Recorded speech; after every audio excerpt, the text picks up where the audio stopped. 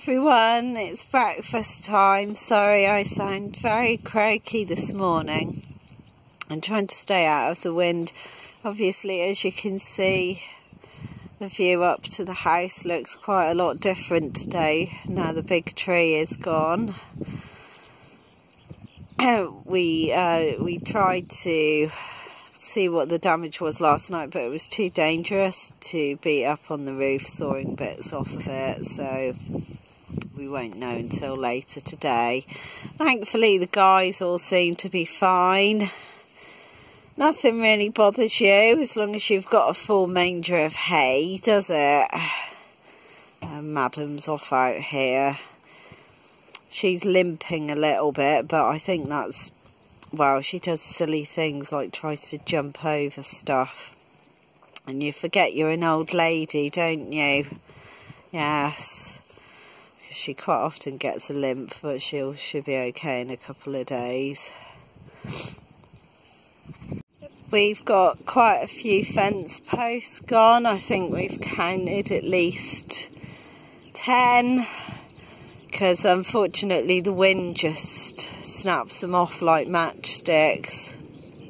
So over the next couple of days we're going to have to replace those, because you can't, if they lean on, it stretches your electric fencing cord, so that's not a good thing to have wonky posts.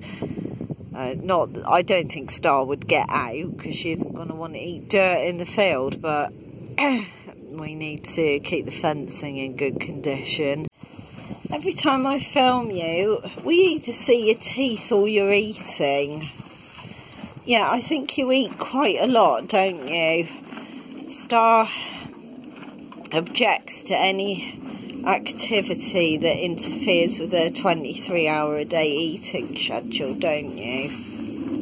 You do. You object to anything that interferes with your food.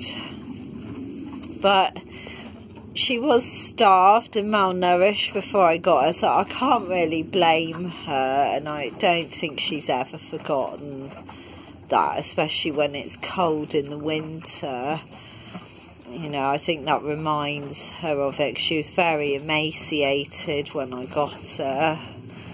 You're not now. You've got a big bottom, haven't you? Look at your mane. I suppose the wind did that. I'll have to sort that out later. You have to excuse the chainsawing in the background, because obviously we've got to get rid of this tree. And excuse me, because I haven't had a decent night's sleep in a week. I'm starting to feel it. Not easy to sleep when you feel like you've got a prickly golf ball in your throat. Yesterday was pretty scary. I would say when we get very bad winds, that's the only time I ever feel scared living here, because we're very exposed and you get the full force of it and you can feel how forceful and damaging it is. I mean, thankfully nothing seems to have come actually into the house, so we're hoping any damage is just sort of exterior and we'll be able to repair it. So fingers crossed, really.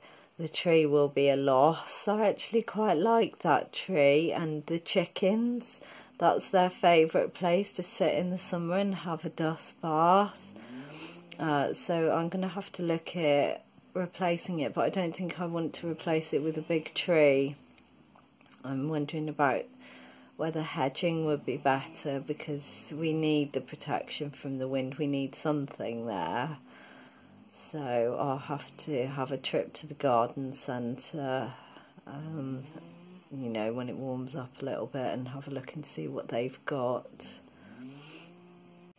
Yesterday, all of the chickens spent the day like sheltering either in the house or under the house.